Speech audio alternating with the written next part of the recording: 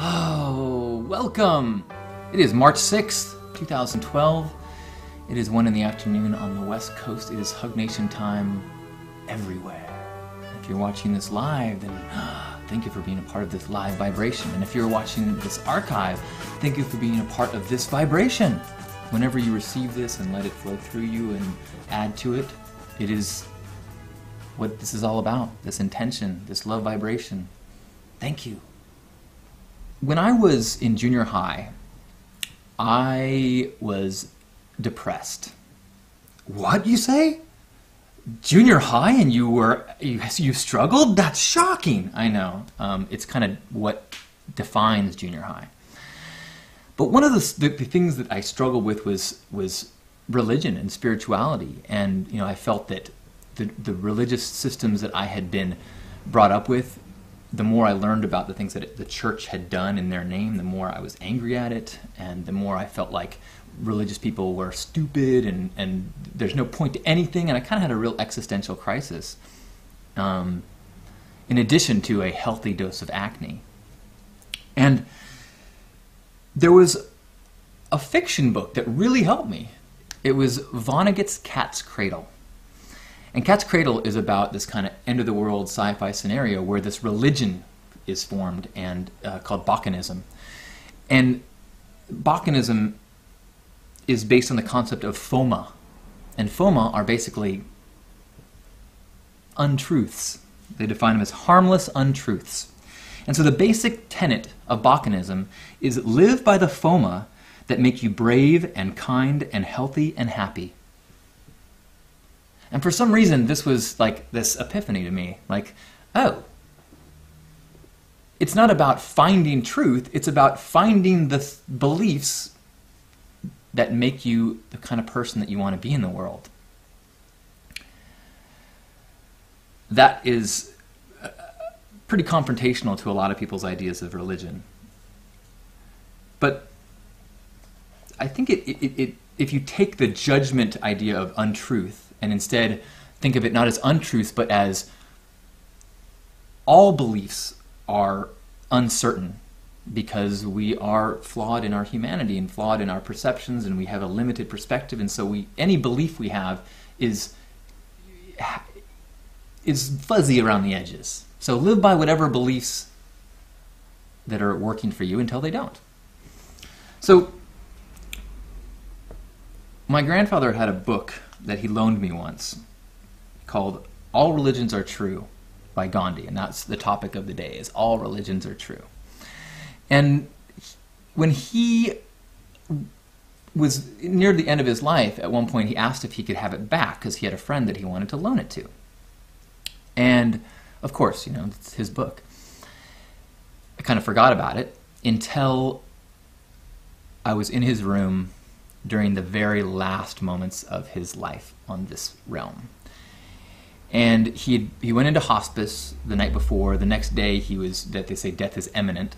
So it came over and was just with him as he was heavy breathing, not quite conscious, heavy breathing, just kind of held his hand and spoke to him and said, everything is fine, the family is safe, you can go anytime, you've led a good life, and just kind of saying comforting things, not knowing if anything is heard.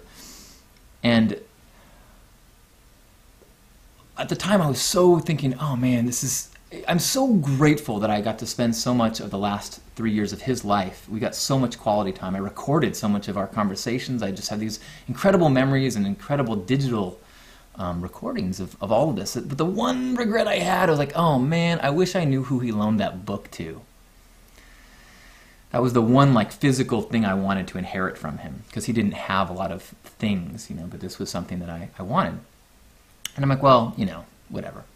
But I started searching around and seeing if maybe it was on the bookcase and somebody did return it. And then, half an hour later, my mom found an envelope that had my name written in pencil in my grandpa's really horrible writing, saying, I'm sorry, not horrible, illegible. Who am I to judge? With my name on it. And when I opened up, there was no note, just the book that I really wanted from him. And he took his last breath about 20 minutes later.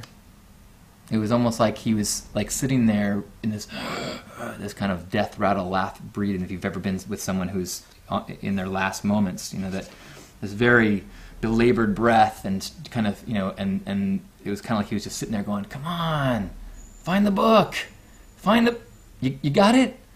Okay, now I'm done."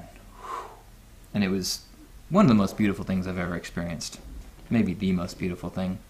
That's why when people say, "Oh, I'm so sorry to hear about your grandpa," I was like, oh, wow. I understand the sentiment, but that is so far from the emotions and experience that I had being a part of that chapter. I feel nothing but gratitude. Sometimes a feeling of loss, but even that, I feel so grateful. And as years have passed, I still feel him so strong in my life now. So I wanted to read this book that he got in 1966 while he was in India on a trip with my grandmother. This book is not in print. It is not something that you could get. I can't replace it, but it's priceless. And so I was going to read, these are the words of Gandhi on revelation of truth. Ahisma, Ahimsa, which is a Sanskrit word meaning do no harm. Ahisma teaches us to entertain the same respect for the religious faiths of others as we accord to our own, thus admitting the imperfection of the latter. This admission will be readily made by a seeker of truth, who follows the law of love. If we had attained the full vision of truth, we would no longer be mere seekers, but would have become one with God, for truth is God. But being only seekers, we prosecute our quest and are conscious of our imperfection. And if we are imperfect ourselves, religion, as conceived by us, must also be imperfect. We have not realized religion in its perfection, even as we have not realized God. Religion is our conception. Being thus imperfect is always subject to a process of evolution and reinterpretation. Progress towards truth, towards God, is possible only because of such evolution. And if all faiths outlined by men are imperfect, the question of comparative merit does not arise. All faiths constitute a revelation of truth, but all are imperfect and liable to error. He says, the question then, as a matter of fact, while we adhere to our own faith, we have every right to adopt acceptable features from any other faith. It is not only a right, it is a duty we must discharge. It is fanaticism to imagine that you cannot accept anything from other faiths. The question then arises, why should there be so many different faiths? The soul is one, but the bodies which she animates are many. We cannot reduce the number of bodies, yet we recognize the unity of the soul. Even as a tree has a single trunk, but many branches and leaves, so is there one true and perfect religion, but it becomes many as it passes through the human medium. The one religion is beyond all speech. Imperfect men put it into such language as they can command, and their words are interpreted by other men equally imperfect. The idea of a belief buffet stemmed from that. Like, look, we have this amazing ability in this digitally connected world to be exposed to faiths, ideas from all over history and all over the world. And Gandhi said it is our duty to embrace and adopt these things as they resonate with us. So I love this idea that everything is true, except that it's flawed because it is filtered through the human perception, which is a flawed tool. There is divine truth that occasionally people experience through meditation, through journeys, through shamanism, through sunsets, through seeing a baby be born. All sorts of things get people sometimes in touch with this truth. And then very quickly, when they become back into the realm of human, that is simply, it does not translate. It does not make it through the filter. You have to then try to put it into perceptions and words which are flawed. It becomes FOMA. And so from that, live by the FOMA that make you courageous and happy. So one of the collections of FOMA, or the truths that resonate with me, is is the creation story that Alan Watts shared. And this is the religious story that has resonated most with me than any other. And it has led to a bunch of things of where what I believe to be my truth, my religion. And I share this as Belief Buffet. I share this as a flawed human understanding of other flawed humans, who are all trying to just make sense and all are on this path towards truth. We are all seekers. And so we all need to be vigilant as to being critical and being in tune with what we resonate on. This is from Alan Watts' The Book on the taboo against knowing who you are, which is pretty close to my Bible. And this is he intentionally, this is what he would tell children who asked about what's the universe, what's God, where do we come from?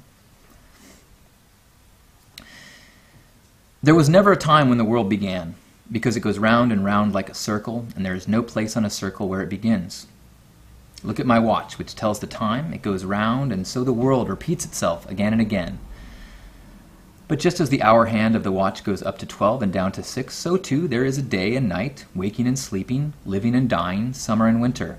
You can't have any one of these without the other, because you wouldn't be able to know what black is unless you had seen it side by side with white, or white unless side by side with black.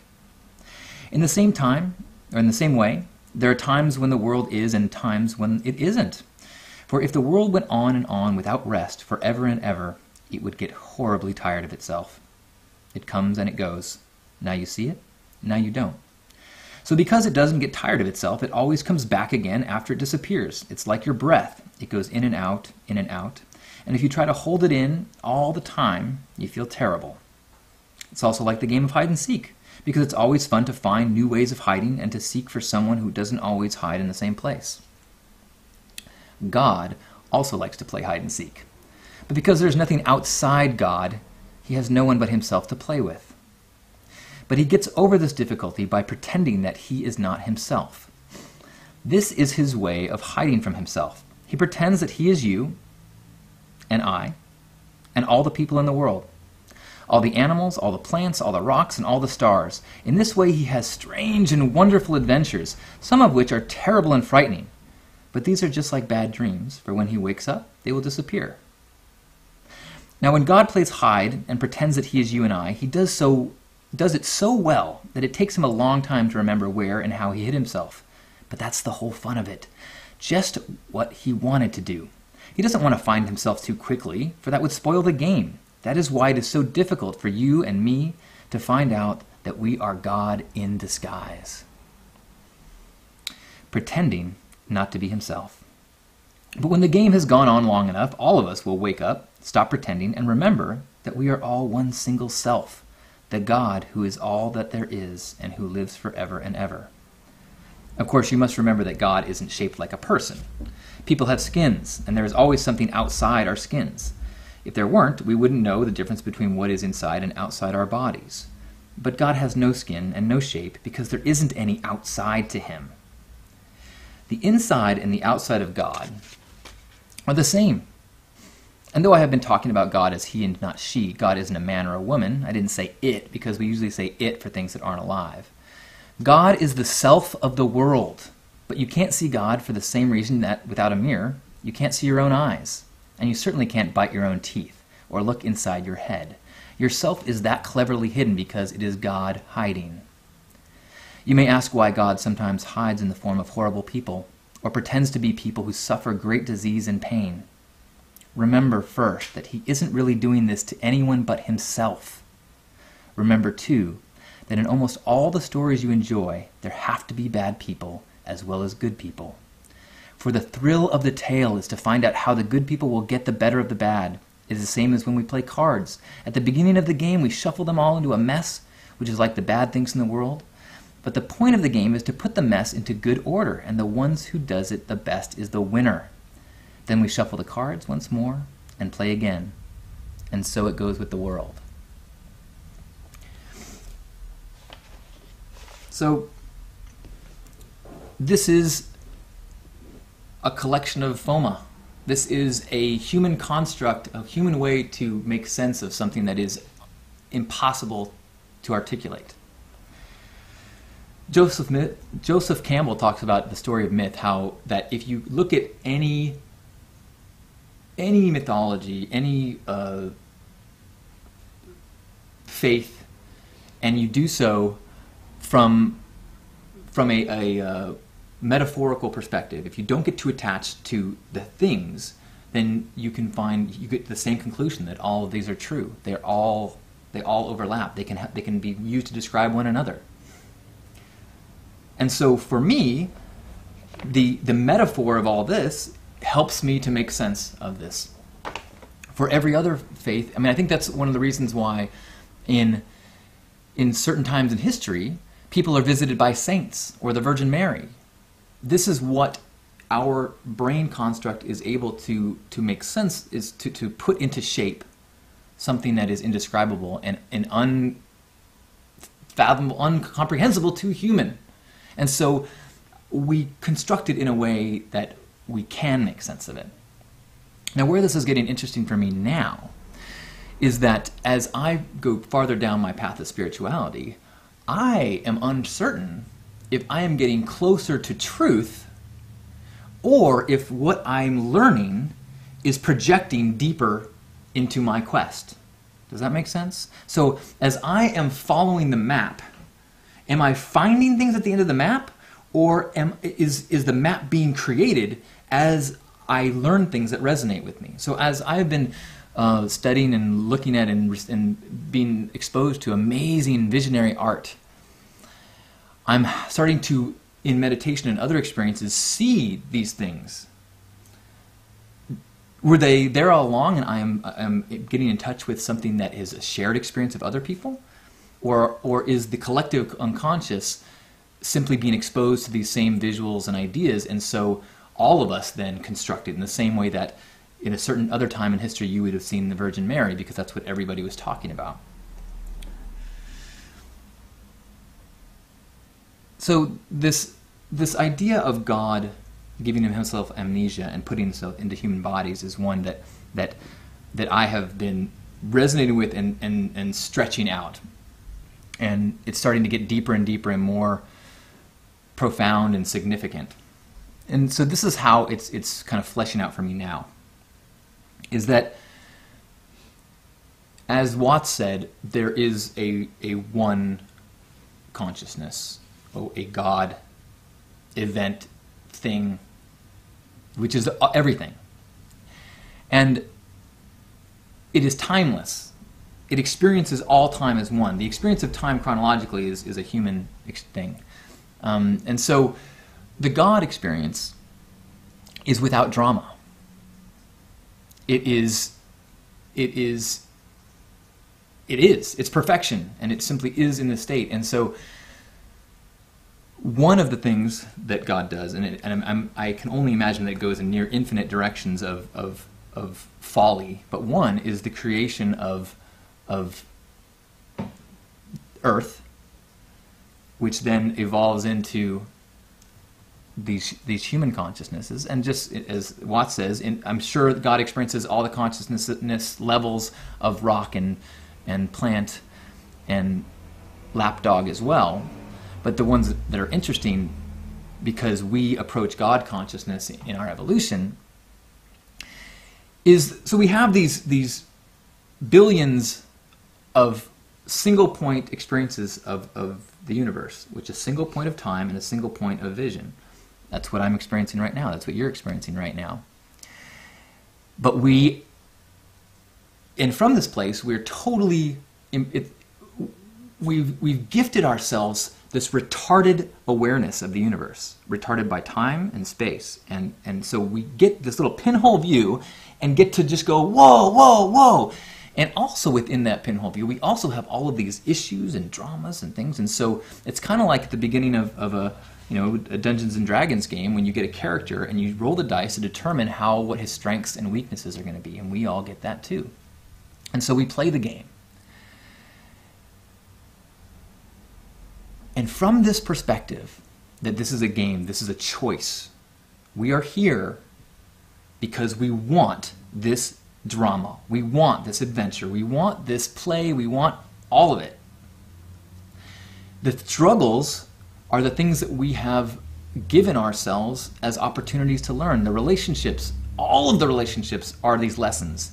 You may start noticing in your life that you will have parallel relationships, parallel struggles. You'll start having the same problem that keeps coming into your life until you come to peace with it and you deal with it in a way that does not get you all freaked out. When you do that, you cease having that problem. When you deal with a relationship problem, the next partner, you will not see that same dilemma, but you may see that same issue over and over and over. Why am I attracting these people? Because that's the class you signed up for. That's the character, that's the lesson that you were supposed to learn during this play of the game. Now, something else happens when you can kind of snap into this idea. And that is, you get to choose if this is serious. And you get to choose how much you're going to panic, how much you're going to get freaked out, and how much you're going to be attached to the outcomes that you envision from your mind. Because if you can grok this idea of I am all consciousness, I am of the one, that I'm simply enjoying the pinhole, and when the pinhole is over, I return to the one awareness, then death loses so much of the fear and mystery. Well, maybe mystery, of course, because we can't even fathom that. But it loses some of the fear, because it's so easy to feel like, well, I have limited time, I need to be safe and protected, and what if, but if you are simply here to play the game, why not go bold, go big, go risky, go pink?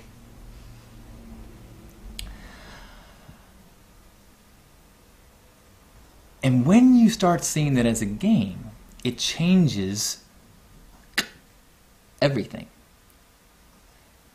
The same actions, the same dilemmas, the same challenges are robbed of the panic and stress of them. It's kind of like, because you've chosen it. It's like if you were dropped in the middle of the wilderness and someone said, ah ha ha ha, now you have to survive, and then you had to like find your way back to civilization and you had no food and water, that would be freaking scary. But if you parked your car and went on a hike, that's fun. In both situations, you're walking through nature. One is filled with this panic because you're a victim. One is you've made a choice. It's kind of like being at Disneyland versus being thrown off a waterfall. If you're thrown off a waterfall, that's fucking scary. You're a victim. Someone is, ah. But if you go, oh, hey, let's take the log ride. Then you go, wee. And so the reminders we need to give ourselves as you go through our lives is, all right, I bought the ticket. Whee! I had a crazy experience this weekend where I was talking about this idea to somebody at my brunch. Well, I wasn't talking about, actually. They jumped into this conversation talking about, and I was like, yes, this is, wow, yes. And then that night, on a whim, I watched a movie called The Nines, which is available on Netflix on demand.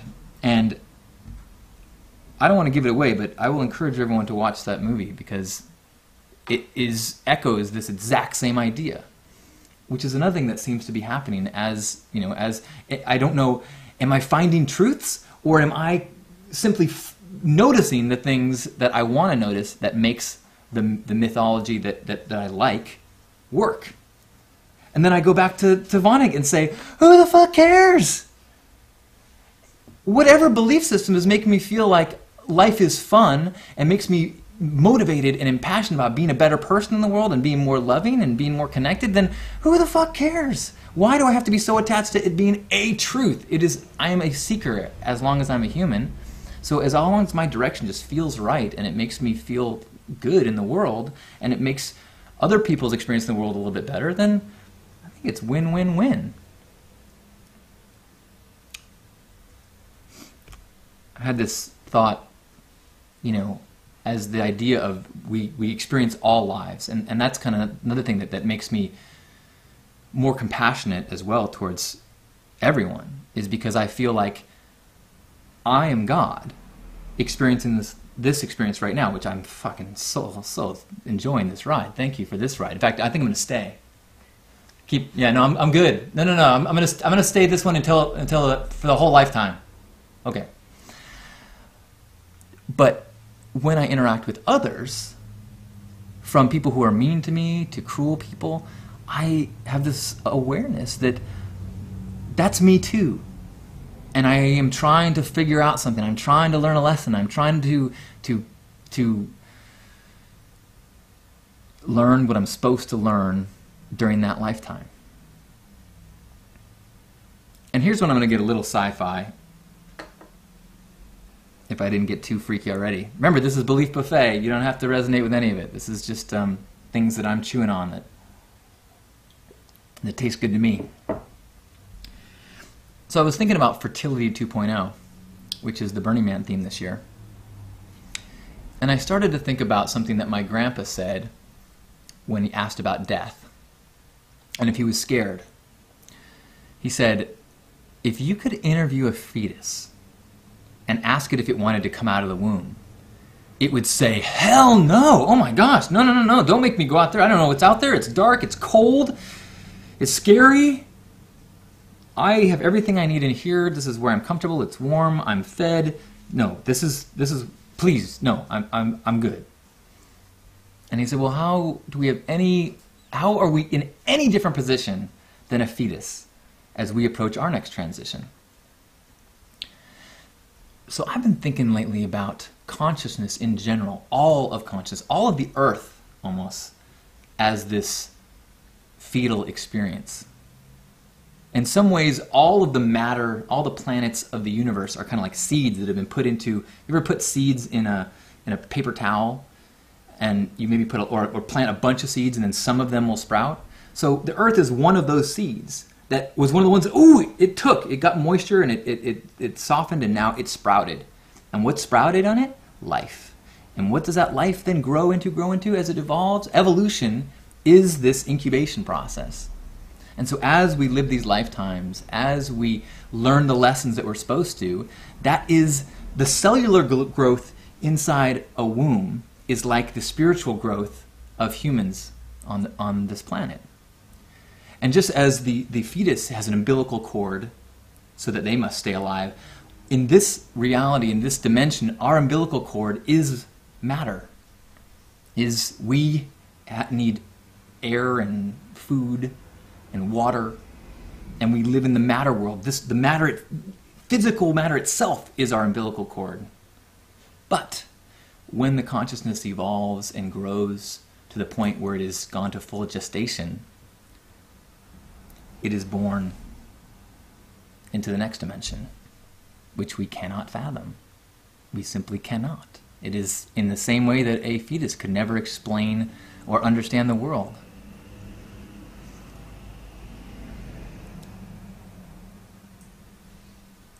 The reason this resonates with me is because it's fractal.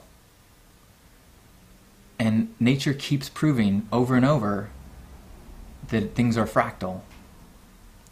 If you see that there's a beginning or an end, good chance it keeps going, breaks down in a fractal way.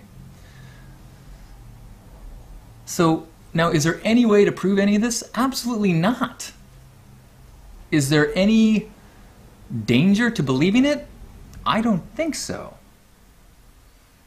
Is there a benefit for me? It makes life fun. It raises my gratitude for the experience to the point where it is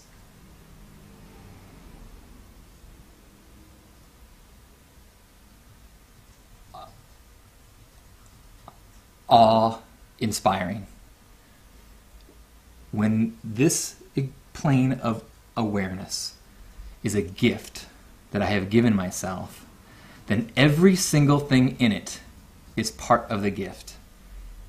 And I just need to practice not taking it for granted, just noticing and being grateful and noticing the good and being aware that things, all people, all relationships, all interactions, this moment right now, this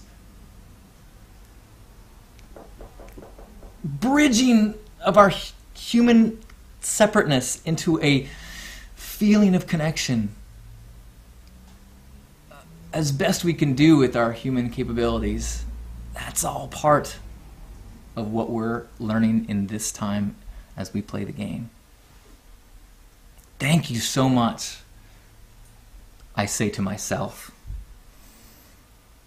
for being such an awesome troop of, a team to play this with. We are all angels for one another. We are all teammates, and we are all pieces of ourselves. At least that's how it feels to me. So, sacred brother and sister, let's have ourselves a hug. Grab yourselves by the shoulders. Oh, this separate physical form that we have within skin that makes us think that we are what's inside the skin and that there's everything else on the outside. Ah, what a fun perspective that allows us to have. It allows us to experience everything in the world as an experience and not simply more of ourselves. We don't get to experience our spleen, but we do get to experience a meal.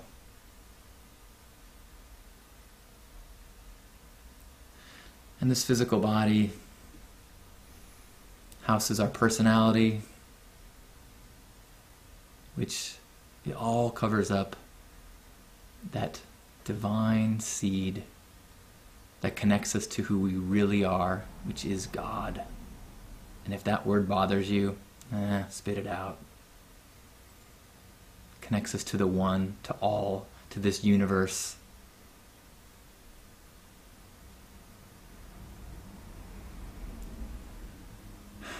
And that connection, that awareness that we are all in that connection, we are all identical in that we are this divine seed covered up with all sorts of fun levels of lessons that we will figure out ourselves when we are living that life, when we are free of time and linear living. We can stretch our compassion for one another, stretch our compassion for ourselves, believe and know and have faith and trust that we all will do the best. We have to do the best we can, and see our brothers and sisters as realizing that, because we got to root for everybody because they are us. Go team. Let's take a deep breath and just feel connected to everybody else on the planet.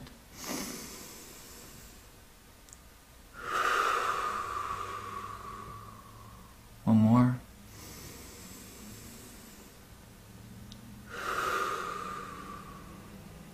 On behalf of Grandpa Caleb, all our teammates, which is us, happy Hug Nation. Thank you for reflecting, for being, for seeking, and for walking your walk. It is a gift as it teaches us all who we are. Thank you for being you. Thank you for sharing this moment. I love you. Namaste.